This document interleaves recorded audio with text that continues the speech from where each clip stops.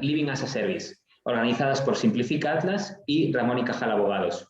Como ya sabéis, las estancias intermedias, el Living as a Service, está despertando un interés creciente de los inversores, ya sea por tendencias sociales, por tendencias macroeconómicas, también puede ser por tendencias inmobiliarias o incluso legislativas.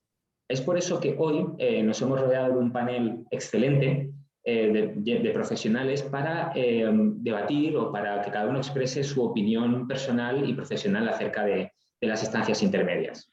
Para ello, contamos desde el punto de vista urbanístico con Alfonso Vegara, fundador y presidente de la Fundación Metrópoli. Bienvenido. Contamos también con Francisco Vázquez, presidente de 3G Office. Buenas tardes. Buenas tardes. Desde el punto de vista de las plataformas, contamos con Alejandro Artacho, fundador y CEO de Spotahome. Hola, ¿qué tal? Buenas. Y Samuel Toribio, Country Manager en España y Francia de HomeLike. ¿Qué tal? Desde el punto de vista de operación, contamos con Federico López, director de desarrollo de negocio de DoubleView. ¿Qué tal? Buenas tardes. Y con Chema González, fundador y CEO de Alterhome. Muy buenas a todos. En cuanto a la moderación, vamos a estar Alfredo Díaz Araque, presidente del IE Real Estate Club. Hola Alejandro, ¿qué tal? ¿Cómo estás? Muchas gracias por la invitación. Y yo mismo, Alejandro Bermúdez, socio de Simplifica Atlas y fundador y consejero delegado de Atlas Real Estate Analytics. Como ya os comentaba, esta sesión ha sido organizada por Simplifica Atlas, que es una consultoría integral de medias estancias. Podemos, desde el punto de vista de Big Data y la Data Science, dar consultoría para co-living, micro-living, apartamentos corporativos, también dando datos de la demanda, de la oferta, business plan, ocupación, etc. Y siempre, como os decía, desde el punto de vista de Big Data y Data Science, lo cual nos hace muy singulares en este sector en el cual todavía hay cierta opacidad. La sesión de hoy va a estar organizada en 3 bloques. El primer bloque va a ser el de mercado, el segundo bloque va a ser el de operación y el tercer bloque va a ser el de diseño y urbanismo. Cada bloque durará unos 15 minutos y cada uno de ellos tendrá unas 3 preguntas. Este es el planteamiento inicialmente rígido del debate, pero los participantes podrán, por supuesto, intercalar, intercambiar opiniones y organizarse como quieran. Entonces, sin más dilación, doy paso a Alfredo, que va a moderar la primera sesión, digamos, el primer bloque de mercado. Pues nada, Alejandro, como he dicho antes, muchísimas gracias por la... ahora ya está, que se ve ahí el reverb, parecía que era reggaetón. Muchísimas gracias por la invitación al IE Real Estate Club para estar en este primeras jornadas de Living as a Service. Y como bien has dicho, vamos a hablar de mercado y qué mejor con HomeLike y con Spotahome, con Alejandro Artacho y con Samuel de Toribio, que son los primeros que reciben la oleada de gente que viene. Oleada o vamos a ver qué es, ¿no? Entonces, para un poco ubicar y sí que nos gustaría un poco que nos dijerais si se puede cuantificar la demanda en este mercado de alquiler temporal, ¿no? que vivimos. Creo que está como muy cuantificado. En el mercado español siempre hemos hablado mucho del mercado de largo plazo, pero luego está esa parte muchas veces desconocida del alquiler temporal, ¿no? Que es tanto el vacacional como el de media estancias, que es el que vosotros hacéis. Entonces sí que me gustaría un poco que nos dijerais si tenéis cuantificado más o menos cuál es el tamaño del mercado en España, ¿de acuerdo? Y si realmente hay una atracción cierta para un mercado de medias estancias. Entonces, si quieres, Alejandro, empecemos contigo. Perdona, que estaba en mute. Gracias, Alfredo. Pues nada, oye, muchas gracias a todos por estar aquí y gracias por invitarme. A ver, nosotros operamos o sea, España es uno de nuestros mercados, la parte en la que cuantificamos las estancias de media temporada. Por ejemplo, tenemos un segmento que es bastante claro, que son estudiantes Erasmus, que por naturaleza siempre necesitan alquileres por un periodo temporal, que puede ser de 6 meses, bueno, 4, 5, 6 meses si es un cuatrimestre, o se quedan 9 meses si es más. Entonces, como sabéis, ahora con las nuevas con las nuevas becas que está lanzando la Unión Europea, ya vamos cerca de los 400.000 estudiantes de Erasmus en Europa. Ahora, de los cuales a España, y a lo mejor Samuel tú lo sabes mejor, a España le deberían corresponder como 45.000 o por ahí, o 50.000 estudiantes de Erasmus. Entonces, bueno, nosotros a día de hoy tenemos más datos en Madrid, Barcelona y Valencia, que es donde hemos estado operando históricamente. Recientemente hemos lanzado ahora en algo más de 20 ciudades más, no, 26 ciudades más hemos lanzado en España. Estamos empezando a ver datos importantes en algunas ciudades españolas que hemos lanzado nuevas. Entonces, bueno, si tuviéramos la charla en un año tendría más datos sobre eso, sobre esas ciudades, pero esa es una parte que cuantificamos. Y luego la otra que es más, que también puede resultar obvia, son los típicos expatriados, que son profesionales que vienen por hacer prácticas del extranjero, o incluso gente dentro del país que viene a las ciudades, a capitales o a ciudades capitales de provincia a hacer prácticas en empresas, que a lo mejor, Samuel, tú tienes números de ellos, yo en concreto no tengo de gente en prácticas. Y luego creo que el mercado está evolucionando mucho más a un mercado flexible. No solo los propietarios pueden rentabilizar mejor sus propiedades, sino que también el usuario en sí, y sobre todo ahora con todo lo que ha pasado con el COVID y lo que viene en un futuro, el usuario, ya sea en real estate o sea en comida o sea en mobility, todo el mundo quiere flexibilidad, nadie quiere contratos largos y estar atado a ello. Samuel, recogiendo aquí un poco lo que dice Alejandro, mi anterior experiencia en el mundo de estudios internacionales, que bien conoces, Alejandro, más o menos teníamos cuantificados en España pues alrededor de unos 400 y 450 millones de euros en contratos anuales, lo que era el sector de estudiantes internacionales, el impacto que tenía en las rentas.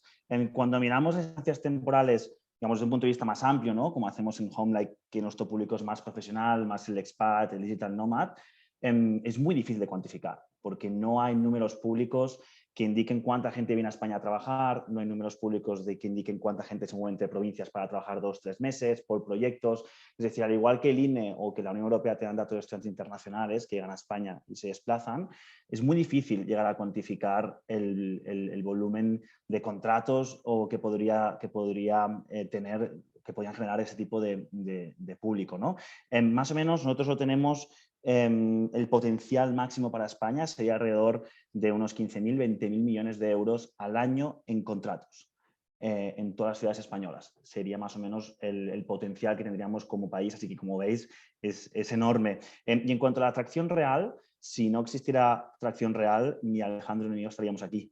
Es decir, cada vez hay más plataformas, las plataformas que nos estamos digitalizando mucho más rápido, nuestro impacto es mucho mayor y sobre todo un claro ejemplo del COVID es que ha habido mucho propietario que dependía o que trabajaba principalmente en lo que era el turístico y el residencial y que ha visto en el temporal, digamos, como su bote salvavidas, ¿no? Durante el año 2020 y que cuando hablas con ellos dices, no, es que yo no bajo de este bote ya. Es decir, no me voy a pasar todo el temporal turístico o al residencial, sino que ya a partir de ahora voy a continuar apostando por el temporal. Así que, digamos, yo siempre digo que el temporal ha dejado de ser el patito feo, ¿no? de la industria, del que no había mucho PR o no había muchos estudios, o no había mucho conocimiento a nivel, digamos, público general. Pero yo creo que este año 2020 y el año 2021 precisamente va a hacer que este tipo de alquileres y que plataformas como las nuestras cada vez tengan más importancia como tienen hoy en día Airbnb o Booking en el sector turístico. Perfecto.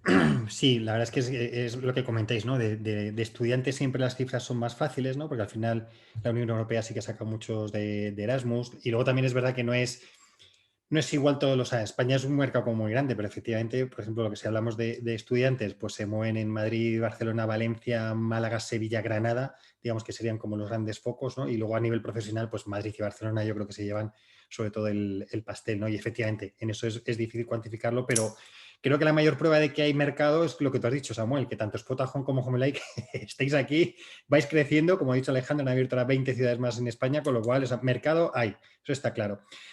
Hemos visto, la verdad es que hemos visto la tipología de usuario, que hemos hablado de estudiantes y también de profesionales principalmente, pero ¿cuál es la tipología que busca este tipo de usuario? Porque además no será lo mismo el corporate, ¿verdad?, que el estudiante. Entonces, si quieres, Samuel, damos la vuelta y empezamos contigo. ¿Qué tipo de demanda es la que están pidiendo y la que se ofrece?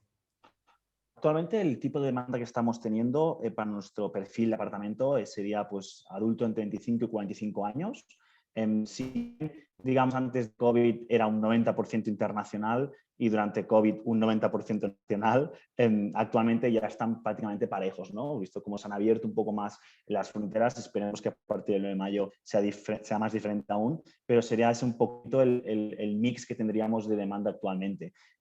Sí que es verdad que es un público que, como tú bien apuntabas, Alfredo, está más concentrado en grandes ciudades, en lo que es Barcelona y Madrid. Pero ojo, que nosotros al menos hemos detectado los últimos 6 meses y también supongo que será la razón por la que Alejandro ha abierto esas ciudades, como nosotros también lo estamos haciendo, cada vez más interés por ciudades erróneamente llamadas secundarias, ¿no? Valencia, toda la parte de Baleares, Canarias, Andalucía, vemos que hay un interés cada vez más relevante en este tipo de ciudades en cuanto a alquiler corporate, por la calidad de vida, por los precios y porque con esta nueva política del trabajo remoto, prácticamente, como lo ponía el otro día en un artículo, España tiene la oportunidad de oro para atraer por fin este tipo de turismo o de viajero de mucha calidad, ¿no? A nuestro país, aportar, a gastarse mucho tiempo y a aportar mucho a nuestra sociedad. Así, a pesar de que el perfil antes del COVID estaba muy, muy claro, hemos visto que se ha atomizado un poco más a nivel de edades, a nivel nacionalidad y también a nivel de distribución geográfica por España. Fenomenal. Alejandro, ¿tú qué tipo de demanda ves que es? Y luego también la oferta, porque también sería interesante ver qué tipo de producto Claro. es el que está. Justo iba a mencionar eso. A ver, nosotros tradicionalmente nosotros nacimos sobre todo para servir al público internacional y cuando abrimos en Madrid, el target era público internacional, alquileres flexibles. Esto en 2014, cuando hablábamos con propietarios, la mayoría era solo contratos mínimo un año y tal, y tuvimos que un poco romper eso, ¿no? Entonces, la mayoría de nuestros usuarios son de 18 a 35 años, en los que tenemos más o menos, bueno, tenemos profesionales a lo mejor un 55, 60% y el resto estudiantes, pero el 80% son extranjeros. Lo que pasa que con el COVID ha habido un poco de evolución. Entonces, dependiendo de los meses del COVID, hay meses que hemos tenido 50%. Y esto os doy un poco mensajes de España. Bueno, no sé si en este foro Europa a lo mejor importa, pero en otros países... No, no te preocupes, que hablaremos también de España y cómo por lo menos funciona Europa. No te preocupes. Ahora vamos con eso. Vale. Sí, en otros países hemos visto que el mercado local, y tened en cuenta que estos son alquileres temporales, los que al menos en Spotahome la gente no ve las casas físicamente, es todo puramente online. Entonces, el mercado local que esté creciendo, y de hecho crece bastante más rápido que el mercado internacional, a lo mejor es por la coyuntura de COVID, pero esos son los tipos de usuarios. Luego, a la parte de oferta, nosotros empezamos mucho enfocándonos en habitación en pisos compartidos porque era un mercado que no estaba... nadie estaba en ese mercado, ¿sabes? No se encontraban las habitaciones, estaba todo un poco de la calle, ¿no? Y entonces ahí se empezó a crear mucho mercado, el cual Samuel también conoce, y empezamos a colaborar con lo que llamamos property managers, gestores inmobiliarios, que a lo mejor tenían apartamentos y empezaron a dividirlos en habitaciones y empezaron a construir muchas más habitaciones. Y esa oferta no para de crecer. De hecho, nosotros año a año en oferta estamos triplicando la oferta, incluido en España, y gran parte de ello viene en habitaciones, que es lo que quiere este tipo. Imaginar, los estudiantes de Erasmus están buscando cosas más baratas y habitaciones, y de hecho las habitaciones también es un modelo que en un futuro yo creo en él porque un poco por la independencia que hablamos antes y que la gente va a estar, ¿sabes?, mirando budget y temporalidad. Luego también para la parte más corporate, que a lo mejor es la que Samuel está más familiarizado ahora a través de HomeLife, es más apartamentos y a lo mejor apartamentos de más rango de precio, los cuales nosotros en Spotahome hacemos, pero no es nuestro core a día de hoy. Está claro. Lo que sí, mira, como te has adelantado, como buena startup que siempre vas hacia adelante, Alejandro, es lo que me gustaría saber es, claro, estamos hablando de España, pero me gustaría saber qué otros mercados existen a nivel internacional que estén moviendo este tipo de largas estancias, dónde se mueve más y cómo está España situada con respecto a ellos y el recorrido que puede tener España con respecto a los más adelantados. Bueno, si quieres voy yo. A ver, nosotros ahora mismo estamos en 27 países en Europa y lo que vemos es tendencia alcista en todos. y todos los países crecen. Y nuestro modelo sigue siendo medias temporadas, también ofrecemos largas temporadas y un modelo diferente para ello, pero sigue creciendo y hay países o sea, que crecen bastante rápido. Yo te diría que España, por ejemplo, uno de nuestros segmentos en origen es Estados Unidos, es uno de nuestros principales clientes y a los americanos España les flipa, ¿sabes? Y entonces tenemos mucho más americanos yendo a España de lo que tenemos yendo a Alemania, ¿sabes? Francia también recoge bastante de América, pero luego, por ejemplo, el mercado chino, ¿sabes? Pues Inglaterra, por ejemplo, tiramos mucho más del mercado indio y chino. España es para LATAM, Estados Unidos y luego para los estudiantes Erasmus, sobre todo, es súper interesante España, pero luego tienes los países del este que para los Erasmus del sur de Europa el este es súper atractivo, ¿sabes? También. Entonces vamos viendo los diferentes, lo que llamamos corridors, y vamos viendo el diferente interés sobre cada uno de ellos. Pero vaya, España yo creo que va súper rápido a la par que los demás en midterm rentals. Creo que el único país que estaba más avanzado era UK y cuando nosotros lanzamos en España nos fijamos en modelos que había en Londres, que yo no había visto en otros sitios en Europa, entonces Londres sí estaba un poco más avanzado. Sí, a nivel un poco Samuel. de convergencia tecnológica, yo creo que en cuanto a demanda, Alejandro lo ha explicado bastante bien, pero creo que hay un punto diferencial importante y es que España es un país aún de pequeños propietarios. Es decir, vemos que, por ejemplo, mercados como UK o Alemania o incluso Francia, digamos, relativamente pocos jugadores controlan mucho volumen. Por lo cual todo lo que son las adaptaciones tecnológicas de reserva instantánea, de cancelaciones flexibles, de channel managers, de actualizaciones automáticas de calendarios y de precios, digamos, ese tipo de tecnología es un poco más avanzada. Así que podríamos llegar a llamarlo quizá de manera eventual más profesional, ¿no? Mientras que en España vemos que es más pequeño propietario, son gestoras, digamos, pocas gestoras en España aglutinan 1.000 o 2.000 apartamentos en temporada. Suele ser o turístico o incluso residencial, ya nos vamos a la agencia inmobiliaria. Sí que sería un poquito un factor diferencial que vemos de España versus otros países por la parte de la oferta, especialmente los más nórdicos o los de Europa Central. España tendría una distribución parecida a la que podría ser Italia o podría ser Portugal, como en otros muchos y muchísimos aspectos, pero en cuanto a potencial, aquí voy a tirar yo un órdago y voy a decir que ahora mismo España es el país, en mi opinión, de Europa con mayor potencial en temporada. ¿Por qué? Porque no únicamente tenemos ciudades de business porque son punteras a nivel mundial, como podría ser Barcelona y Madrid. En las universidades españolas cada vez tienen más prestigio, sobre todo en Estados Unidos. Cada vez hay más programas en inglés. En cada vez ciudades, digamos, como decía antes, secundarias como Sevilla, Valencia, Mallorca, Tenerife, genera más interés por el tema del digital nomad. Y sobre todo el hecho de que haya entrado mucha oferta del turístico al temporal ha hecho que haya pues, más opciones para escoger y que si en algún momento vivo en Madrid y me apetece pasar el verano en Valencia, en Málaga, en Barcelona, trabajando en 3 meses, ahora tengo esta facilidad por parte de la oferta y por parte del desarrollo de plataformas como podrían ser las nuestras. Así que este público nacional que se interese por el temporal, más la apertura hacia un público más de trabajo en remoto, de atraer a nuevo tipo de perfil de viajero corporativo, en mi opinión, va a hacer que España, realmente el 2021 y años posteriores, sea el país con más oportunidades de crecer en este segmento. Fenomenal. Y mira, y para acabar, y además os digo que como para ir cumpliendo, nada, tenemos 3 minutillos, pero sí me gustaría que de manera un poco a titular y así ya damos paso a Federico para que nos enganche con el siguiente bloque que va a presentar Alejandro Bermúdez, el tema del co-living, ¿no? Se está hablando mucho del co-living y vemos constantemente hablar de co-living. Y lo que me gustaría saber que vosotros, ¿cómo estáis percibiendo si esa demanda de co-living, si realmente existe, si hay producto suficiente para la demanda que hay? ¿Cómo estáis viendo el fenómeno del co-living? Alejandro, si quieres empezamos contigo. Sí, a ver, nosotros estamos menos familiarizados con el co-living, pero un poco mi percepción, a lo mejor Samuel o el resto de panelistas me corrigen, creo que de hecho está habiendo como más oferta que demanda. Y interpretando como co-living también residencias universitarias, creo que ha habido un boom de residencias universitarias en las cuales el precio es bastante alto y entonces no engancha bien, creo, por lo menos lo que nosotros hemos visto en nuestra plataforma. No sé, Samuel, si tú tienes... Sí, Samuel. Yo aquí, permitidme ser el abogado del diablo, en el sentido de que creo que el co-living, digamos, está en boca de todos, pero como dice Alejandro, uno, hay muy pocos proyectos, a menos que yo conozca, de co-living europeo, es decir, no acción en piso compartido, que es lo que se le llama ahora mismo co-living en España, pero co-living en Europa es mi espacio privado con mi cocina, con mi baño y luego comparto espacios. Federico, si no, corrígeme si lo digo mal.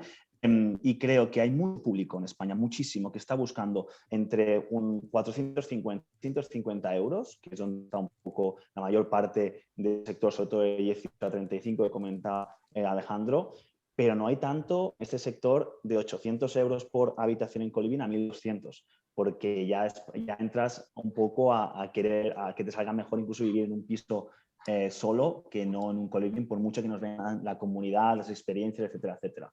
Así que aquí yo creo que en España aún hay, digamos, mucha faena por delante y explica por qué grandes grupos extranjeros principalmente, están invirtiendo en España para crear esta oferta. Pero creo que el precio ahí se tiene que ajustar un poco más para ser más competitivos y atraer el sector, el pico de público que tenemos, que tienen como Quarters en Alemania o Urban Campus o cualquier otro tipo de operador a nivel europeo. Fenomenal. Alejandro, Samuel, muchas gracias. No os vayáis porque habrá preguntas. Con esto acabamos la parte de mercado. Le voy a dar paso a Alejandro Bermúdez. Como tenemos dos Alejandros, voy a diferenciar. Pero sí que me gustaría darle paso dando la bola a Federico para que él hable un poco, porque hemos dicho que hay veía pocos proyectos, pero bueno, Federico, yo creo que tú eres de los que puede decir que tienes proyectos en cartera. Así que nada, os doy paso. Es tu momento para replicar, Federico. Vale, fantástico. Pues oye, muchísimas gracias por invitarnos. Es todo un placer formar parte de este panel. Y siento empezar discrepando con mis compañeros de panel. Hay mucha demanda. Hay una demanda muy específica, muy clara y en diferentes tipologías. Y luego, sobre todo, hay que desvincular un poco el componente precio.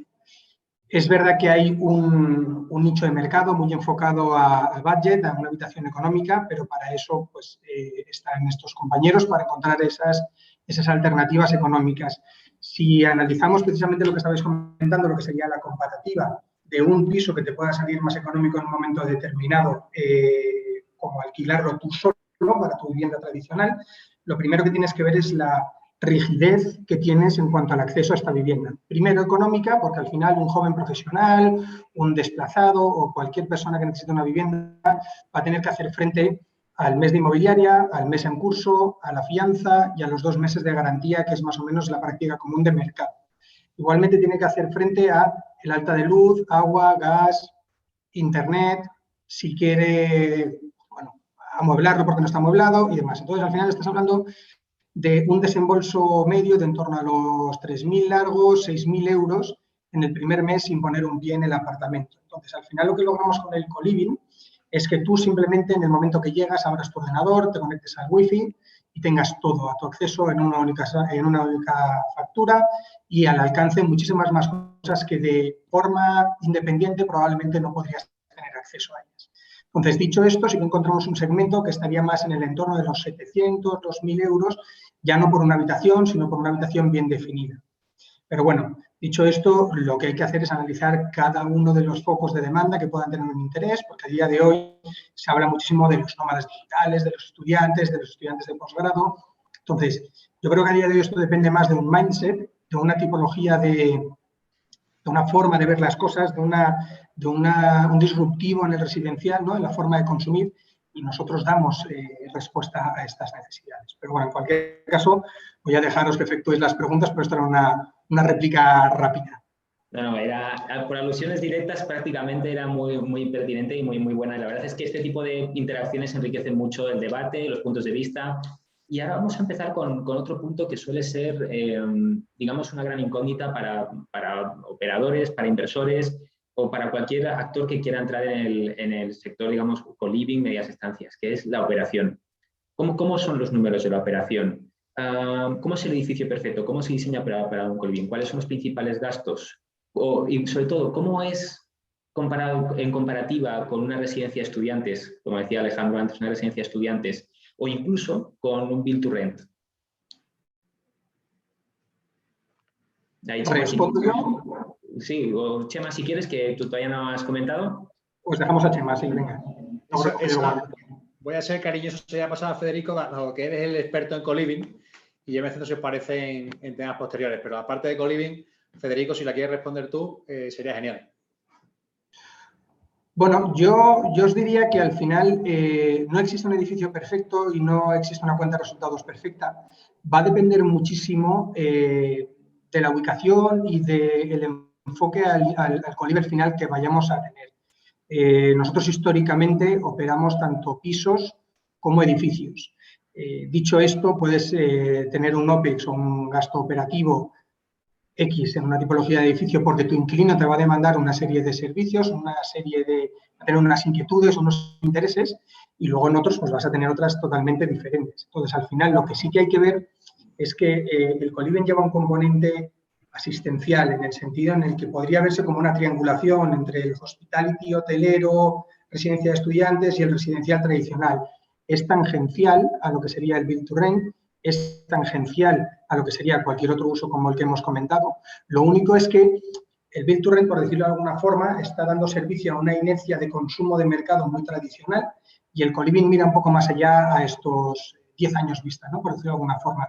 Incorpora una serie de servicios que están dentro de una normativa o de un marco legal que nos permite facilitarlos. No somos un hotel, no somos una residencia de estudiantes. Y lo que hacemos es dar una solución a unas necesidades en un momento de mercado puntual que viene definido principalmente por la forma de consumir que viene marcada por las nuevas generaciones y por el ritmo de vida que llevamos. Perfecto, Chema. Es cierto que tu tipo de asset class es ligeramente diferente, es Managed Rentals. Entonces, cuéntanos tu punto de vista con respecto a la operación de este tipo de asset class. Bueno, pues gracias Alejandro por tenerme aquí.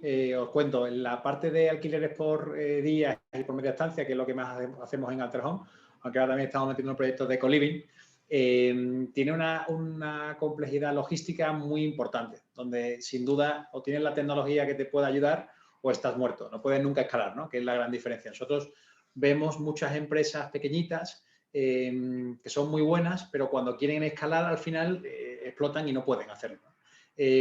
Como decía Federico, un asset ideal, pues creo que hay muchos en este caso, no hay uno en específico. Lo importante es que tenga, en nuestro caso, creemos que donde se aporta valor para el propietario al final, para mejorar la rentabilidad, es teniendo un espacio que esté bien diseñado, que se preocupe, que haya cierta meticulosidad en la parte estética del mismo, que cada centímetro cuadrado esté muy bien aprovechado, que se entienda muy bien quién es tu huésped, ¿no? Si es una persona que viene unos días o viene unos meses o quiere un co-living, es algo diferente, ¿no?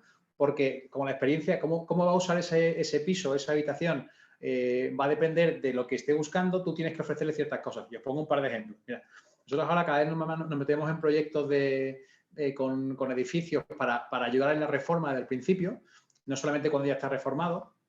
Y hay dos cambios que estamos viendo constantemente. Antes, mi casa, por ejemplo, en Jerez de la Frontera, pues tiene un hall, y tiene un hall que es muy grande. Ya eso no se lleva. Ahora cada espacio, por ejemplo, los halls ya están muertos.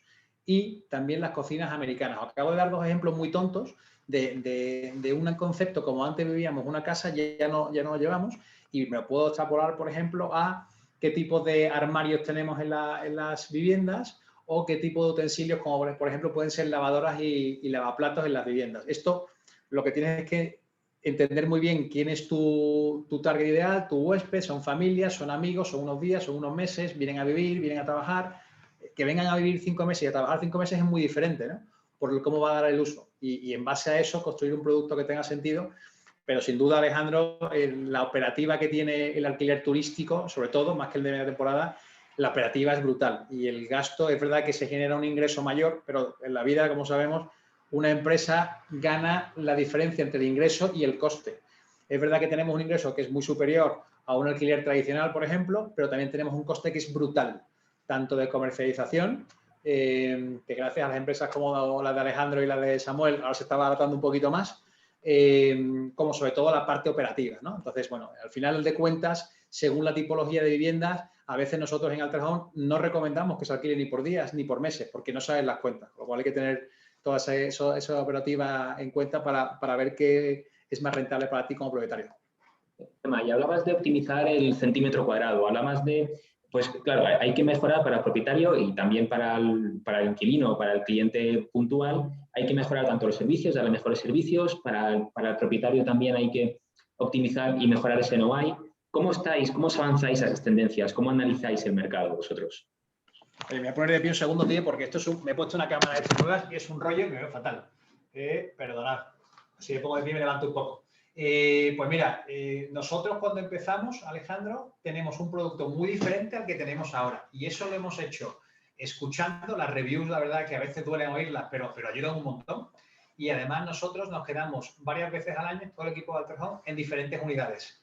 Y ahí vas viendo qué es lo que va teniendo sentido. Por ejemplo, como te decía antes, tenemos un edificio muy chulo que está alquilado en medias estancias en La Latina, se llama Alter Home Collection La Latina, está muy guay, y son apartamentitos muy pequeñitos donde hay ciertas funcionalidades de un edificio convencional que no tiene. Por ejemplo, no tiene ninguna lavadora, tiene unos armarios realmente escuetos, pero sí tienen otras cosas que son muy chulas, como tiene un gimnasio, tiene una sala para recibir amigos, tiene un espacio común guay en un patio interior. Entonces, en nuestro caso, vemos que cada vez importa más lo que podemos notar, menos el espacio, es decir, menos el cuántos metros cuadrados tiene la vivienda y más cómo está decorada, qué servicios accesorios tiene y también la luminosidad que pueda tener. Por lo cual, eso nosotros lo aprendemos y creemos que va a seguir cambiando conforme pasen los años o casi los meses y hay que escuchar mucho a nuestros viajeros. Y os pongo un ejemplo muy rápido y muy fácil. Con la pandemia, que todos hemos sido seguramente muy afectados, empezamos a modificar todo el mobiliario de las viviendas porque teníamos que poner sí o sí, nos apeteció y creo que ha sido una buena decisión, poner una pequeña zona para trabajar, con una mesa chula, con una silla chula, para que puedas tener, si quieres, tu portátil y además una pantalla extra. Pues esos son pequeños cambios que vamos a ir iniciando a medida que vayamos viendo esta nueva década. Perfecto, muchas gracias, Chema. Voy a hacer un pequeño paréntesis porque estoy viendo que hay preguntas. Al final de los 3 bloques vamos a responder las preguntas una por una. Así que podéis seguir haciendo preguntas y las escucharemos todas. Federico, a vosotros, ¿estos servicios que mencionaba Chema son similares? ¿Coincides con su punto de vista de que importa menos el espacio y más el servicio? ¿O cómo lo veis desde el punto de vista de co-living?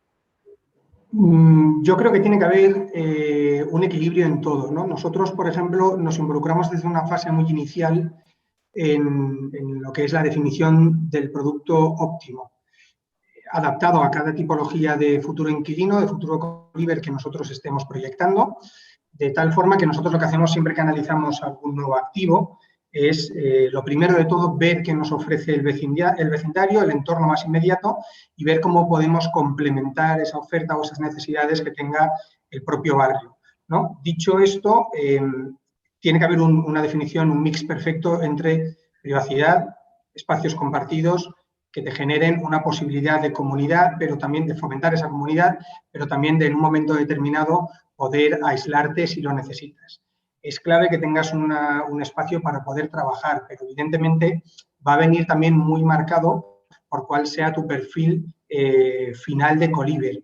A todo esto me refiero, por ejemplo, no será lo mismo tener un espacio destinado a nómadas digitales, que evidentemente estarán muchísimo más tiempo en lo que serían los espacios colaborativos o en el coworking que puedas tener dentro de tu co-living, o enfocado a proximidad de centros de negocio, en el cual al final la gente lo que necesita es una vivienda para poder pasar pues, el rato que esté fuera de la oficina, ¿no? Básicamente, pero que lo último que quiere es ver la pantalla cuando vuelva a su casa.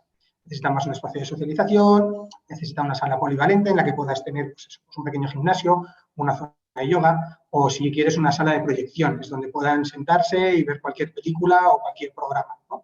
Pero yo creo que la clave va a residir en ese mix de producto y va a residir también en cómo fomentas una comunidad, ¿no? Cómo sienten esa permanencia, que puedas generar un entorno que sea favorable a que se desarrollen tanto profesional como personalmente.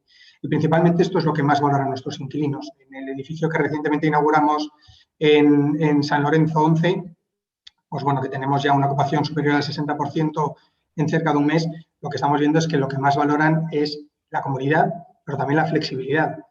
Les dimos la posibilidad en un momento determinado de que simplemente contrataran un mes y el 100% de los co-livers que contrataron un mes han renovado. Con lo cual, pues eso es una muestra de que realmente el producto tiene sentido, ha sido bien definido, bien optimizado y el mix tiene una lógica en cuanto al aprovechamiento, ¿no?, de lo que son las nuevas facilidades que nos dan, las nuevas formas de consumir en el día a día. Perfecto, qué buenas noticias, Federico. Y para ofrecer más servicios, para incrementarla, mejorar la experiencia de clientes, ¿os habéis planteado utilizar tecnología, más allá de, por ejemplo, también es tecnología, aplicaciones, pero por ejemplo, tecnología como IoT, sensorización, interconexión de espacios, análisis de movimientos de uso, e incluso IoT de cara a los propios usuarios, a sostenibilidad, por ejemplo, gestión de consumos, etcétera? Que parece que las tendencias sociales van muy por allí, van muy por sostenibilidad y también pueden ser muy útiles para incluso automatizar y reducir OPEX en los co-livings, ¿no? Pues si tú tienes ciertas cosas automatizadas con sensores, data, puedes reducir gastos de operación. ¿Estáis planteando este tipo de soluciones para vuestros co-livings? Pues fíjate, Alejandro, yo de forma muy rápida te comento, sorprendentemente, y esto es algo anecdótico, uno de los primeros co-livings que vino al edificio de San Lorenzo, lo primero que hizo es preguntarnos qué metodologías utilizábamos para ahorrar agua, cómo podía ahorrar agua. Es algo que a nosotros nos sorprende porque al final tienes todo incluido. Tienes incluida la electricidad, tienes incluida el agua, tienes incluido todo, ¿no? Pero viene ese mindset que comentábamos antes, ¿no? Esa nueva forma de ver las cosas, esa nueva forma de consumir, esas nuevas generaciones, ¿no? Entonces, nosotros definitivamente estamos invirtiendo muchísimo en tecnología.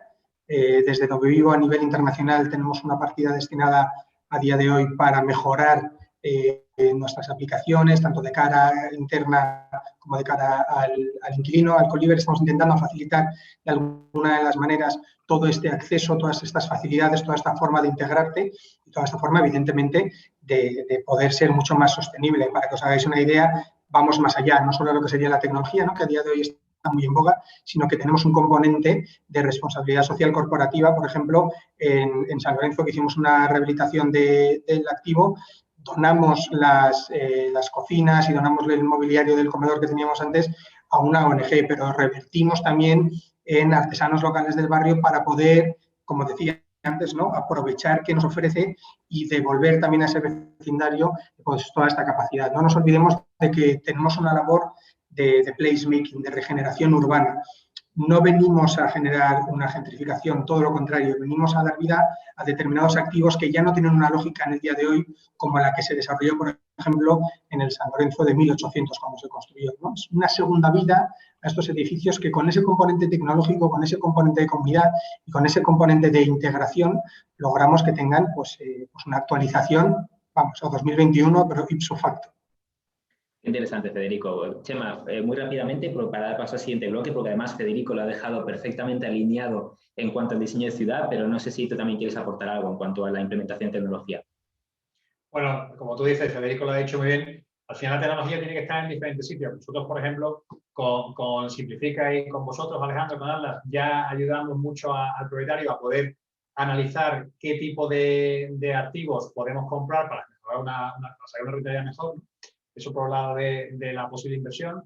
Para el viajero o para el propietario o para las operaciones del día a día, es muy importante tener en cuenta dónde podemos optimizar y al final, antes has dicho una cosa que es muy curiosa, que se hacía en los hoteles con consultorías sin tecnología, pero analizando cómo funcionaban, cuáles eran los espacios que más recorrían, para poner esquinas, para quitar barreras un poco de entrada. Ahora lo hacemos con tecnología, sobre todo, como te digo, cuando estás diseñando un edificio, porque cuando ya te dan una vivienda hecha o te dan un edificio hecho, es muy complejo que tú puedas modificar cosas. Pero cuando tú estás diseñando un edificio, que tú puedas implementar, saber dónde van a haber más tránsito de personas, por ejemplo, te puede hacer que pongas espacios más amplios. Por supuesto, para el control de cerradura, quién entra, quién sale, control de consumos, también control de ruidos, que es algo fundamental, que no se comenta mucho, pero un edificio, si no tiene una buena acústica o insonorización, es un problema para todos los que conviven en ello y hay que tener capacidad para poder controlar lo que pasa. Es fundamental estar a la orden del día. Trabajamos en proyectos que se van a ver en un año y medio dar la luz y yo lo que tengo muchísimas ganas es de saber qué va a pasar en 2, 3, 4 años, porque si estamos haciendo cosas chulas ahora, no me quiero imaginar qué podemos hacer en 4 o 5 años. Así que habrá que quedarse vivo para verlo. Perfecto. Muchas gracias a ambos por este bloque y Alfredo, te doy paso para hablar de tema de diseño y de ciudad que está perfectamente alineado ahora mismo. Sí, yo creo que tenemos unos ponentes que es que nos lo van dejando ya totalmente arreglado, ¿eh? O sea Tienen que... trabajo fácil. Sí, da gusto así. Yo creo que les podríamos dejar solos, pero bueno, también es bueno atarles de vez en cuando cortos. Pues tenemos a Alfonso Vegara y a Francisco Vázquez, dos grandes expertos en ciudad y en diseño. Y Federico ha dicho una cosa que es muy interesante, ¿no? Es como un edificio de Coliving acaba dando, bueno, revitaliza el barrio y ayuda a eso, a darle nueva vida, a pesar de que vemos que en prensa siempre se habla de la manera peor de este sector, ¿no? Entonces, sí que me gustaría un poco que nos contaréis vosotros desde vuestro punto de vista cómo veis las ciudades adaptadas a este tipo de medias estancias, cómo son, cómo tienen que adaptarse, si están adaptadas, porque bueno, al final creo que el COVID ha demostrado determinadas tendencias en cuanto a cómo estaban organizadas las ciudades respecto a hubs de oficinas y todo el mundo íbamos a la oficina y ahora están como más vacíos. Y oye, en este tema de media estancia, ¿cómo están diseñadas las ciudades? Si quieres, Alfonso, empezamos un poco contigo. Muy bien. Bueno, muchas gracias de verdad por invitarnos a esta reflexión. Yo creo que están cambiando muchas cosas en la etapa post-pandemia, pero hay muchas tendencias que ya se venían generando en nuestra sociedad. Y en el caso de las ciudades, fijaros que lo habéis señalado algunos de vosotros, las ciudades medias están adquiriendo un protagonismo creciente. Hay un dato que a mí me ha llamado mucho la atención y es que la contribución al Producto Bruto de la economía de las ciudades medias va a pasar en menos de 20 años de ser el 11% a ser el 37%. O sea que el 37% del Producto Bruto Mundial lo van a generar esas ciudades de tamaño medio. Cuando digo de tamaño medio es un espectro amplio, ¿no? Entre aproximadamente, imagínate, ciudades hasta casi 3, 5 millones de habitantes. No me refiero a las megaciudades, ¿no? Es decir, esas ciudades tipo en España, capitales regionales como Sevilla, Valencia, Bilbao, Zaragoza, van a tener un protagonismo creciente. Sobre todo porque las ciudades se generaron por las llamadas economías de aglomeración. Es decir, hay ventajas de vivir unos junto a otros. Las empresas son más eficientes, se generan ideas, etc. Pero a partir de un cierto tamaño, las ciudades generan lo que se llaman deseconomías de aglomeración. Es decir, suben mucho los precios del suelo, hay más polución, más contaminación, etc. Entonces, las ciudades medias pueden alcanzar un mejor equilibrio, eso se ha visto. También creo yo en España tenemos un reto interesantísimo de toda la segunda vivienda que se ha ido creando, sobre todo en los espacios turísticos, que se puedan transformar en primera vivienda y también en espacios para estos nómadas digitales, ¿no? Fijaros que gran parte de los esfuerzos que hemos hecho históricamente para crear destinos turísticos atractivos, por ejemplo, campos de golf, marinas, buena conectividad con trenes de alta velocidad, aeropuertos, etc. Y ahora, pues, universidades. Hay una serie de nodos, por ejemplo, el Mediterráneo, imaginaros Málaga-Marbella, o por ejemplo, Murcia-Cartagena, o Alicante-Elche, Valencia, Barcelona, etc. Estos nodos tienen un gran potencial para pasar de ser espacios turísticos a espacios de la economía creativa. Entonces, como la gran batalla de las ciudades es la batalla por la atracción de talento, sean estudiantes, sean profesionales, esa es la gran batalla. O sea, hasta ahora se pensaba que lo más importante era atraer inversión, organizar eventos internacionales, la mera atracción turística, pero la gran batalla de las ciudades hoy día es por la formación, la retención y atracción de talento. Y eso es lo que va a marcar la diferencia. Y estoy de acuerdo con muchos de los comentarios que se han hecho que España está magníficamente posicionado en esta nueva etapa para ser un referente, para que la gente pueda trabajar donde le gustaría vivir. Todo lo que trabajemos por la calidad del espacio público, la calidad del entorno construido, tanto el placemaking como el city making, es un elemento fundamental. Una sugerencia sería la importancia de la escala amplia a la hora de enfocar estos retos de competitividad como país para esta nueva oferta, para vivir, para trabajar, para divertirse, para aprender, etc. Y el reto es una colaboración público-privada para trabajar a nivel de ciertos distritos, creando entornos adecuados.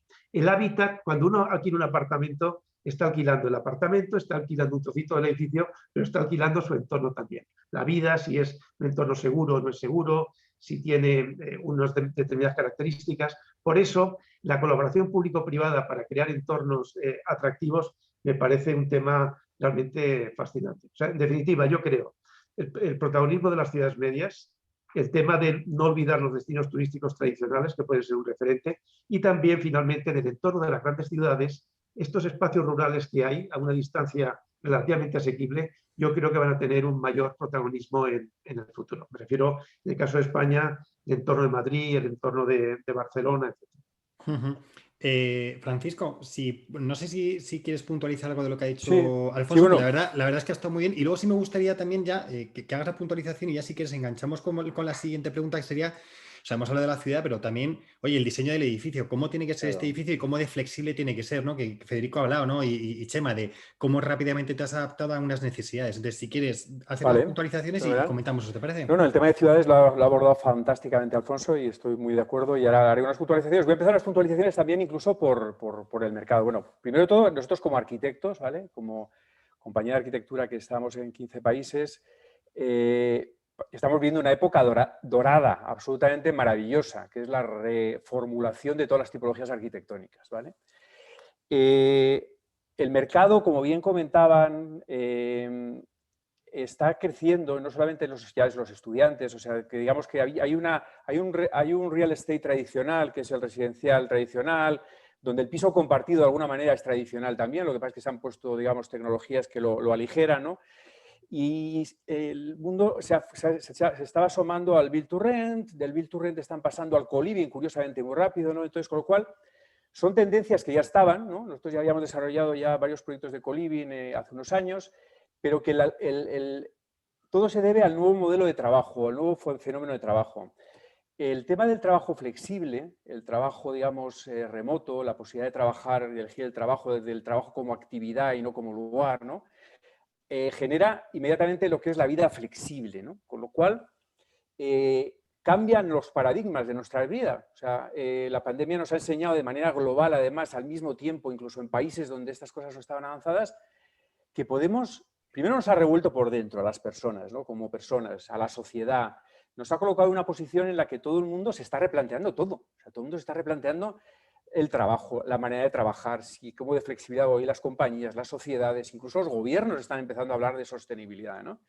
Con lo cual estamos en un momento absolutamente maravilloso donde el movimiento y esa flexibilidad de vida al fenómeno del trabajo va a hacer que haya una mayor demanda, no de estudiantes ya de Erasmus, sino de estudiantes en general, de ejecutivos en general. Nosotros estamos haciendo ahora dos grandes centros de innovación a nivel internacional, justamente en Málaga, uno para Google y otro para Oracle, y al final el talento va a poder elegir dónde estar, dónde vivir y de qué manera vivir, ¿no? Entonces, con lo cual, la demanda, centrándome en la primera parte del mercado, va a crecer enormemente hacia modelos donde yo creo que es muy importante el que, y por eso la gente está dispuesta a pagar algo más por un co-living que por un piso compartido, porque el co-living o cualquier forma de co-living o co-housing tiene un propósito, tiene un sentido, tiene unas características que lo hacen diferente, ¿no? Por ejemplo, se han planteado co-livings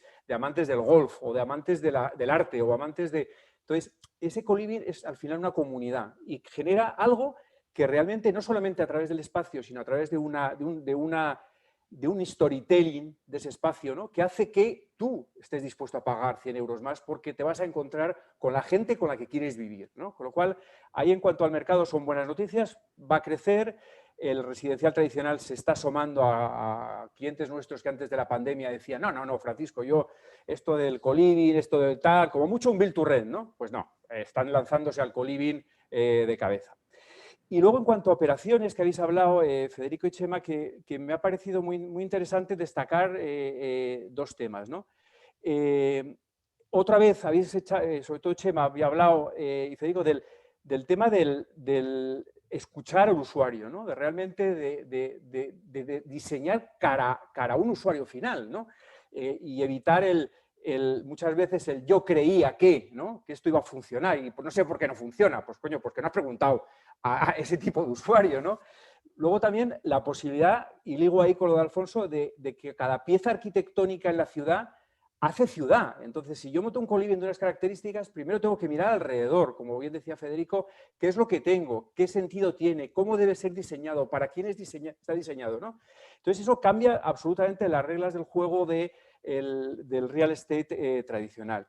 Entonces, en ese sentido, nosotros la verdad es que abogamos, cuando habláis de tecnología, por ejemplo, pues la tecnología más fácil es esta. O sea, realmente no hay que sensorizar tampoco nada. O sea, si todo el mundo va agarrado a esto y vive, va hasta el cuarto de baño con el móvil, o sea, que ya sabes toda la información y todo lo quieres aquí a través de esto, ¿no? Con lo cual es bastante sencillo, sin grandes inversiones. El tema es encontrar el mix perfecto y luego yo creo que también el tema de la sostenibilidad, que tanto se ha hablado, ahora, y como bien decíais alguno de vosotros, es que es un must de tu cliente, por lo cual los real estate y las empresas desarrolladoras se han puesto las pilas. Entonces, pero no me digas que eres un LEED, o sea, o un BREEAM, eso ya está, vamos, absolutamente amortizado. Dime que eres economía circular, dime que eres passive house, dime que eres absolutamente sostenible, ¿no? Con lo cual, eso está realmente acelerado y ya te digo, yo lo que veo en la arquitectura en cuanto a flexibilidad, lo que tenemos que conseguir en la flexibilidad, más que ruedas y tabiques móviles, que es como se entendía la flexibilidad de un ladrillo, ¿no? Y el otro día lo comentaba en una clase en el IE, la flexibilidad del ladrillo va en contra del ladrillo, ¿no? O sea, el real estate va en contra de la flexibilidad, ¿no? Entonces, con lo cual la flexibilidad va en lo que estáis haciendo todos vosotros, ¿no? Que es en la flexibilidad en cuanto a la contratación, la flexibilidad en cuanto a los servicios, la flexibilidad en cuanto a que la persona es la que se mueve. El activo en sí mismo no tiene que moverse. O sea, puede adaptarse, como bien habéis dicho alguno, a lo largo del tiempo porque no usen un espacio que tú pensabas que iban a usar y realmente la zona de trabajo no se está usando o la cocina comunitaria no se está utilizando, ¿no? Y además, el problema es que la demanda, ¿no? Y el modelo de vida está cambiando a una velocidad absolutamente tremenda. Lo ha impulsado el COVID y esto es imparable, ¿no? Y entonces la gente, por supuesto, como bien decía Alfonso, las segundas ciudades, las ciudades en España, en el caso de España, por ejemplo, pues las capitales de provincia van a ser absolutamente protagonistas, se van a recoger un montón de gente que se está viviendo allí. Muchas compañías están buscando a su gente, o sea, están auténticamente buscando a su gente, o sea, se van a incorporar ahora después del verano, están planeando y dicen, ¿y dónde los tengo a todos? A uno en la casa de la playa, a otro en el monte, a otro en no sé, y tú diles ahora a estos señores que tienen que volver de 9 a 5 a Madrid a meterse en un atasco, ¿no? Con lo cual, la verdad es que termino como he empezado. Estamos viviendo un momento maravilloso y estamos viviendo un momento estupendo en el que impactar todos los que estamos aquí en la vida de las personas, impactar en crear un mundo mejor, una sociedad mejor y además, cómo no, ganar pasta, que para eso estamos también todos, ¿no? Efectivamente. Mira, y hablando de pasta, y sí que os pediría brevedad para poder dar paso al público y que podamos, en cierta manera, cumplir el horario y que luego darles paso. Pero dentro de las partidas que están previstas, ¿no? De los fondos europeos hay unos 6.800 millones para temas de regeneración urbana y rehabilitación.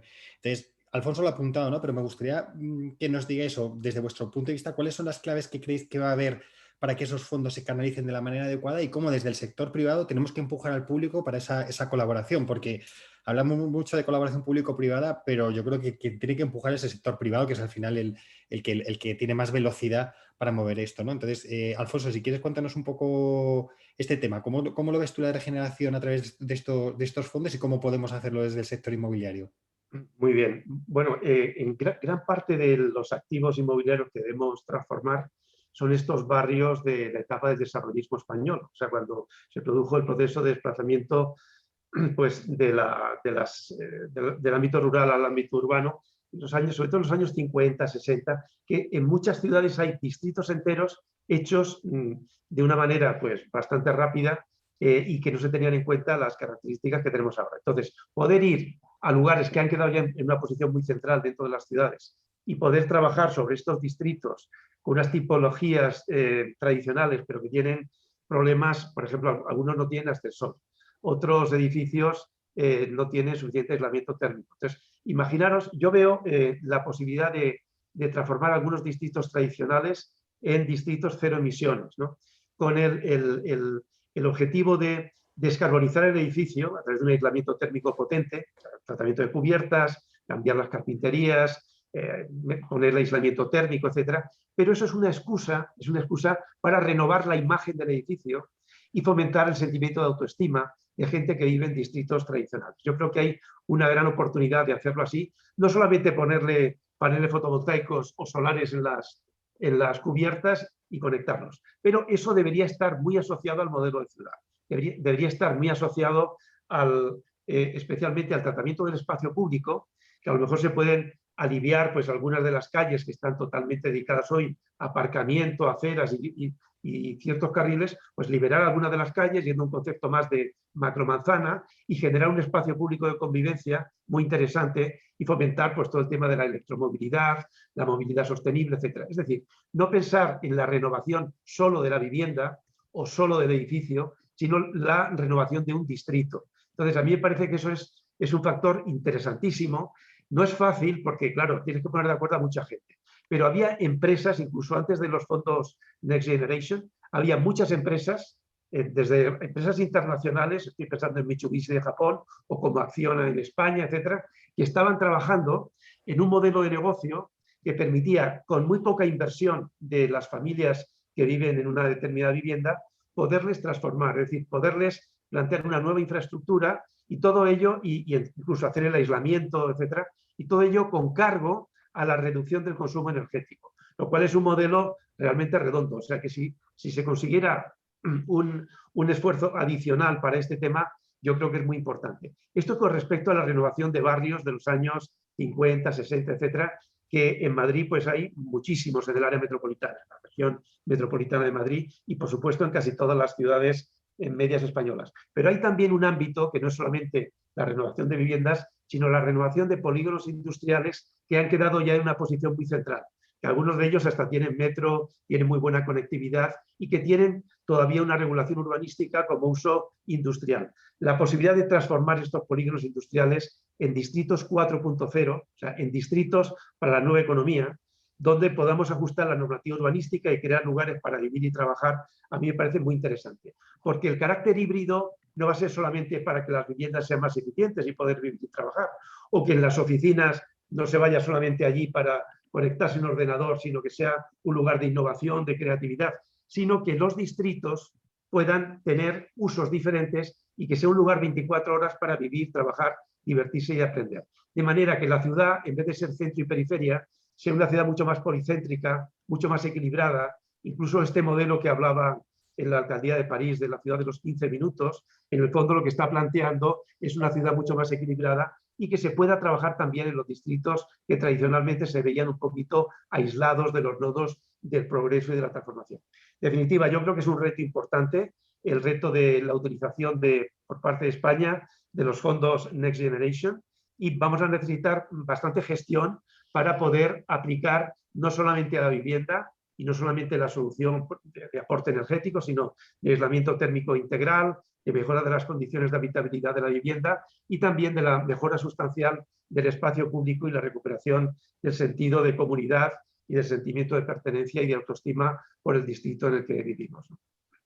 Francisco, ¿algún apunte sobre este tema? Apunto rápidamente porque sé que vamos mal de tiempo. No, yo totalmente de acuerdo que hay que aprovechar estos fondos no solamente para poner paneles solares y hacer temas de sostenibilidad, que sí, que también, por supuesto, sino para resignificar realmente la ciudad, ¿no? Entonces ahora estamos con un proyecto muy bonito en la ciudad de Panamá, por ejemplo, todo el centro histórico que se está rehaciendo entero. Y cuesta de gestión, y son proyectos a medio largo plazo, algo que los fondos inmobiliarios no están muy dispuestos a acometer, ¿no? Porque hablamos de tiempos. Y lo único ahí apuntar que el gran enemigo es la normativa. O sea, el gran enemigo es la normativa urbanística. Tenemos un plan general, en el caso de Madrid todavía histórico y antiquísimo. Y bueno, pero yo creo que va más de resignificar que derribar. O sea, creo que ya basta de derribar y más resignificar porque hay que recuperar esa ciudad y recuperar esa historia, ese significado que tienen determinados lugares de Madrid, en este caso de Madrid o en cualquier ciudad, ¿no? Fenomenal. Pues Alejandro Bermúdez, si te parece, yo con esto ya acabo, pero mira, voy a dar como 3 claves, ¿no?, de lo que han dicho de cada uno, ¿no? En cuanto a mercado, mis conclusiones serían que aunque es verdad que había mercados más avanzados, España es un mercado muy atractivo y que ahora mismo no solo va a ser estudiantes de Erasmus y trabajadores, sino que va a haber mucho movimiento y que España, ahí tenemos un proyecto país interesante. Yo creo que en cuanto a la gestión, tanto Chema como Federico están demostrando la profesionalización, ¿no? El hecho de que ha habido mucho pequeño propietario, pero se está metiendo mucha gente profesional que lo está haciendo muy bien y además está utilizando la tecnología para este tema. Y en cuanto a ciudad y diseño es que tenemos unas ciudades interesantes, que hay una periferia que hasta ahora ha estado un poco más agazapada por las grandes urbes que son Madrid y Barcelona, pero que con todo este movimiento van a ganar importancia y que en esa importancia yo creo que los fondos Next Generation van a ayudar mucho a revitalizar no solo las ciudades ya como están, sino incluso los nuevos hubs que se van a crear, ¿no? O sea que yo creo que para mí serían las grandes insights que me llevo de esto, que la verdad ha sido interesante. En una hora ha sido como una clase magistral de todo esto por parte de todos los ponentes. Así que nada, Alejandro, todo tuyo.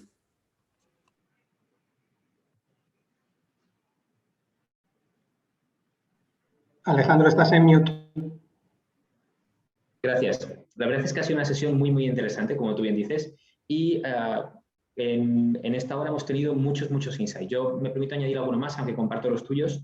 Por ejemplo, en el punto de mercado. Es un mercado, las medias estancias, de varios miles de millones de euros que está absolutamente increciendo, pero me apunto también, me ha llamado la atención el asunto de la falta de datos. Bueno, a mí me llama la atención. La verdad es que la falta de información en cuanto a las estancias temporales es algo endémico y que muchas empresas estamos luchando para aportar claridad a este sector. De la parte también de demanda, de operación, me quedo con los apuntes que han dicho Federico y Chema de generar servicios, comunidad, espacios, etcétera. Y que la demanda también es muy viva en cuanto al co-living. Y en la parte de ciudades, me quedo con lo que ha dicho Alfonso y también lo que ha dicho Francisco de generar, que son tendencias que ya estaban. Las ciudades de segundo, digamos, las ciudades intermedias, que van a ser el siguiente foco de demanda, que hay que sacarles partido y que tienen que posicionarse como focos culturales, más allá de turismo y solo turismo. Entonces, para mí ha sido una sesión muy interesante y también son muy interesantes las preguntas que están haciendo los oyentes. Así que, sin más dilación, voy a pasar a la primera pregunta. Joshua Gunsberger nos pregunta, que tiene curiosidad por ver cómo es la segmentación de mercado. Esta yo creo que es para Alejandro de Spotahome, que ha hecho un comentario respecto a esto. Entre el sector estudiantil y también el corporativo. ¿Ves alguna diferencia entre los precios y la demanda? Es decir, ¿qué tipos, yo creo que también es para Samuel, pues es para ambos. Si hay división clara de precios entre los estudiantes que buscan cosas más económicas y los corporativos que buscan cosas menos económicas. Sí, la respuesta corta es sí, definitivamente. No sé, Samuel, pero sí, hay mucha diferencia. La verdad es que aquí estoy de acuerdo con Alejandro también. Obviamente hay un perfil, siempre encontrarás un perfil de estudiante, digamos, de doctorado, de máster, MBA, que tenga más poder adquisitivo, pero estamos bien divididos a nivel de rango de precios, lo que son el sector de estudiantes y lo que es el corporativo. Y sobre todo, ahí, Alejandro, estás en mute otra vez, y sobre todo ahí también lo que hablábamos antes de categorías de oferta, de habitaciones en pisos compartidos versus apartamentos completos, que obviamente, ¿sabes? Duplica el precio del segundo respecto al primero. Perfecto. Los profesores tienden más a apartamentos. Que me da la sensación de que se me mutea solo a veces. Vale, en segundo lugar, Bárbara Cortés nos pregunta, ¿cuáles son las zonas más demandadas para co-living en Madrid? Una pregunta general y contundente. Yo creo que... Bueno, sí. Te iba a decir, si queréis os respondo yo, pero Samuel, adelante. Vale, nosotros realmente lo que estamos viendo es que al final no hay una zona definida, como comentábamos, porque va a venir muy marcada por el cliente al que vayas a dirigirlo, ¿no? Por el co-living, o sea, por el co-liver final. En cualquier caso, lo que sí que tienen que tener es una muy buena conectividad por transporte público. Aquí hay una sensación que, evidentemente, con el paso del tiempo se irá segmentando el co-living por diferentes segmentos, ¿no? Pues esos nómadas digitales, familias o, pues no sé, en cualquier caso también hablábamos en algún otro webinar sobre singles o divorciados, ¿no? Entonces, en base a estos van a tener una necesidad de proximidad a determinados centros de interés o a determinados puntos estratégicos y esto te va a definir tanto los volúmenes, los servicios que vayas a ofertar o los espacios que vayas a diseñar. Nosotros, por ejemplo, ahora mismo estamos centrados dentro de la M30. Hemos analizado cosas fuera, pero es que tenemos que tener en cuenta que al final cuando viene alguien desde fuera de España lo que está buscando es esa experiencia de lo que es Madrid, ¿no? Madrid centro o Madrid con un componente un poco más, permitidme la expresión, un poco más canalla, ¿no? De poder bajar a la calle y tener cerca ese restaurante o ese bar de tapas o esa tienda de zapatillas o un co-living que pueda tener un dinamismo en cuanto a la gente que se incorpore a él, ¿no? Pues estudiantes de últimos años, de posgrado, y convivan con un nómada digital o con un job profesional de los primeros años. Vale. Y yo creo que la siguiente de Marcos García también es para ti, Federico, y creo que más o menos es algo que hemos comentado bastante durante la sesión, pero nos pregunta Marcos, ¿cuáles son las necesidades que presenta la demanda que busca espacios de co-living? Pues volvemos a lo mismo, va a depender muchísimo del perfil del demandante. Me refiero, el co-living al final no deja de ser una solución a una necesidad actual, es un disruptivo del residencial. Como comentábamos, es un tangencial del Build to Rent, es un tangencial del Hospitality o del Student Housing, ¿no? Entonces, si vas a definir una tipología de producto enfocada a un nómada digital, va a tener unas necesidades que tú le buscarás satisfacer, evidentemente. Si la vas a destinar a por ejemplo, un cabeza de familia, una mujer o un hombre que venga en un momento determinado desplazado a Madrid, que diga, ¿yo qué necesidad tengo de meterme en el primer piso que encuentre de 3 habitaciones, que es lo que necesito para traerme a mi familia? Voy a buscar una alternativa temporal, que es meterme en un co-living, en el cual lo que voy a tener es una solución completa, una única factura con todo incluido. No voy a tener ningún susto, ninguna sorpresa, y voy a estar abrazada por una comunidad que me va a aportar ese sentimiento o me va a favorecer ese anhelo que tenga de mi familia. Busca tranquilamente el barrio que le interesa, busca tranquilamente el activo que le interesa y accede a él. Y ya deja nuestros espacios. Pero es una solución que lo que va a hacer es flexibilizar el resto de activos inmobiliarios, que lo que va a hacer es penalizar, entre comillas, porque todos conocemos, por ejemplo, la rigidez o lo estricto que era el mercado inmobiliario de Madrid, que tenías prácticamente que llegar con el bizum preparado o con la señal preparada para que no te quitaran el piso, ¿no? Pues entonces va a favorecer que la gente que haga una inversión o mantenga un piso en buenas condiciones lo alquile antes que cualquier otro que en un momento determinado no se alquilara. Entonces, no es un producto caníbal el co-living contra el residencial o contra el Build to Rent, sino que es una solución alternativa puente para según qué necesidades. Perfecto. Anónimo nos pregunta, ¿es tendencia que los operadores sean patrimonialistas o simplemente alquilan o operan el inmueble?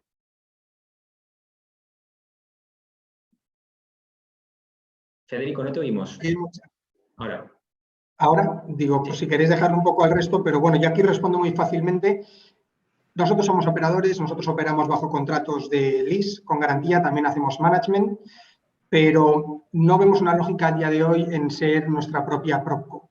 Igual el día de mañana sí que lo contextualizamos o sí que lo entendemos mejor, pero al final, zapatero a tus zapatos, nosotros sabemos operar, podemos entender mucho el real estate, pero de esta forma lo que hacemos es también pues, facilitar diferentes plataformas para que en un momento determinado puedan tener su cabida dentro del negocio. Evidentemente en España es muy complicado porque el 95% de las propiedades residen en manos de no profesionales.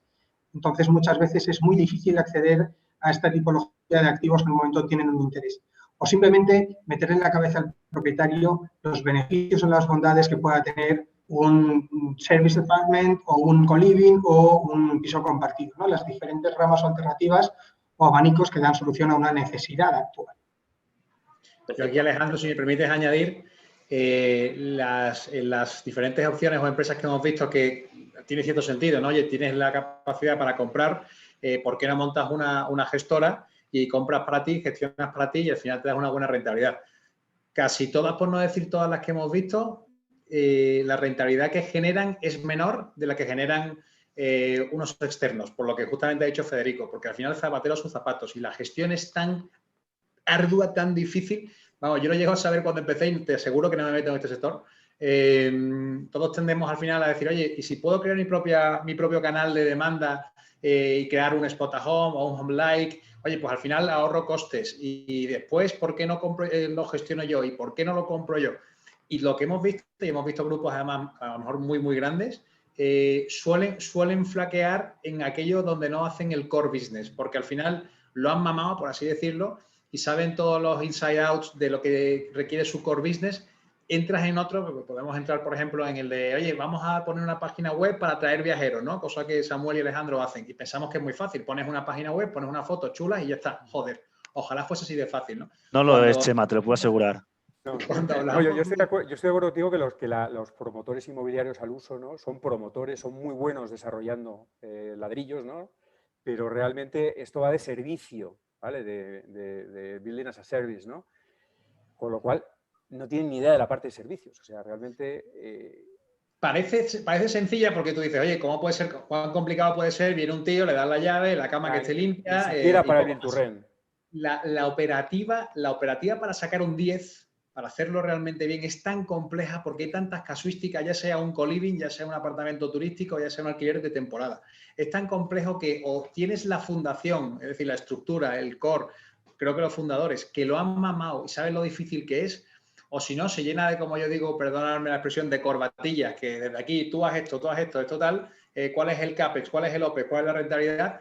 Y eso en la teoría funciona, pero en la práctica, en nuestra experiencia, vemos que no funciona, porque tienes que haberlo mamado para entender la complejidad de la operativa y la importancia de la tecnología para que pueda limitar el factor riesgo, el factor errores, que es el 70% de los pasos que damos en el día a día. O sea que yo vaticino menos éxito a esos fondos de inversión que quieran hacer operaciones.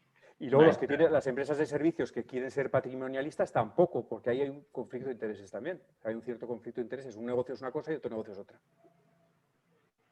Perfecto. Para tampoco dilatarnos mucho más del tiempo preestablecido, que ya nos estamos dilatando bastante, y además estoy viendo que hay algunas preguntas que son de temas legales que quizás son más apropiadas para la siguiente sesión. Voy a hacer 2 preguntas más y ya damos por concluida la sesión.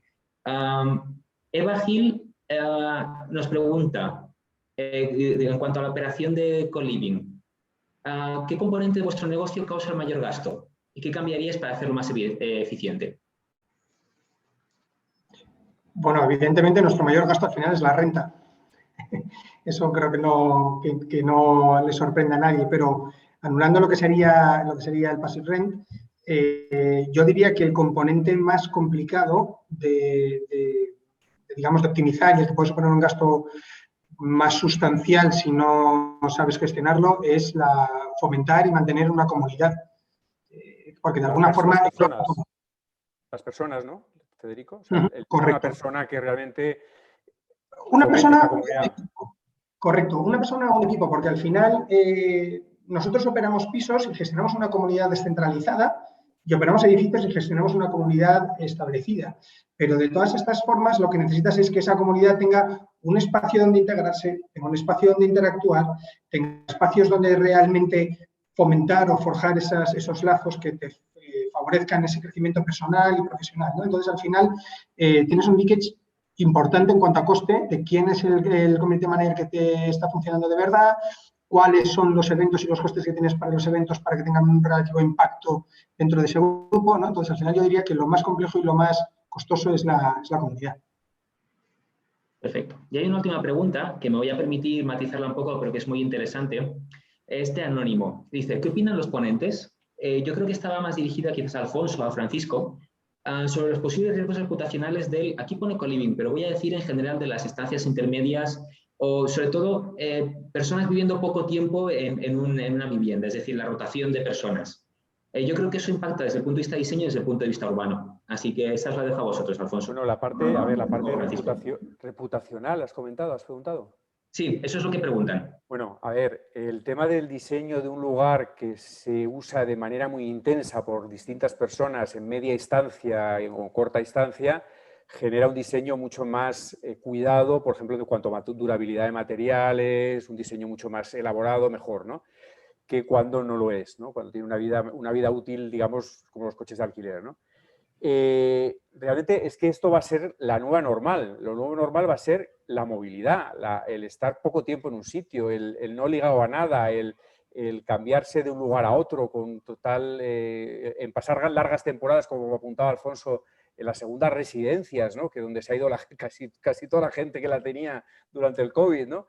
Pues ¿por qué no quedarme ahí 2 meses más y volver a los veranos de cuando yo era pequeño de 3 meses, ¿no? Con mi padre, ¿no? Pues ese tipo de cosas, ¿sabes? Pues yo creo que eso es el nuevo normal, el moverse, ¿no, Alfonso? Sí, sin duda, sin duda. Perfecto. Yo creo que hay un... No, simplemente no he entendido lo de la reputación. Eso de la reputación no lo he entendido muy bien. No lo hemos entendido, pero bueno, yo creo que hay un tema muy importante y es el evidente diálogo entre inmobiliario y ciudad.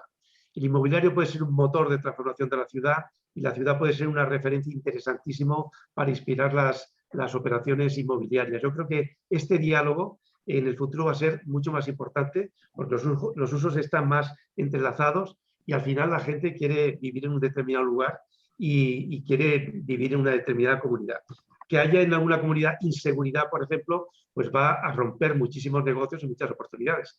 Y quizá estas jaulas de oro que en algunas grandes ciudades se están haciendo por los problemas crecientes de inseguridad, y afortunadamente en España todavía no tenemos, puede ir generando estas gated communities, que son estos lugares cerrados donde todo está bien dentro, pero están separados del entorno, ¿no? Yo creo que el tema de la imagen del ámbito en el que vivimos, del hábitat, va a ser muy importante también para la elección de las personas que van a habitar las diferentes tipologías de utilización de las viviendas, ¿no? Pues muchas gracias. Con esto yo creo que podemos dar ya por concluida la sesión. Ha sido un poco más larga de lo esperado, pero es que ha sido muy interesante. Así que muchas gracias a todos los ponentes por participar, por darnos vuestras opiniones, vuestros insights, vuestra experiencia profesional. También me gustaría recordar a los oyentes que el miércoles que viene tenemos otra sesión equivalente a esta, que vamos a atacar el mismo tema de Living as a Service, pero desde el punto de vista de la inversión, con Leticia Pérez, de Dacia Capital, Christopher Hudwell, de Corsted Spain, Juan Acosta, de Greystar, Jeffrey Sujar, de Urbania, Andra Daza, que va a hablar de tasación y de financiación, que es de GESBALT. Luego, para hablar de temas legales y fiscales, Francisco Bengochea y Luis Rodríguez Ramos, de Ramón y Cajal Abogados. Y en cuanto a la moderación, la haremos aquí presente Francisco Vázquez y yo. Así que os invito a que os apuntéis a la siguiente sesión, el miércoles que viene a la misma hora. Un placer. Muchísimas gracias a todos. Hasta luego. Súper interesante. Gracias. Adiós. Mucho gusto. Muchísimas gracias a todos, un placer. Placer. Gracias.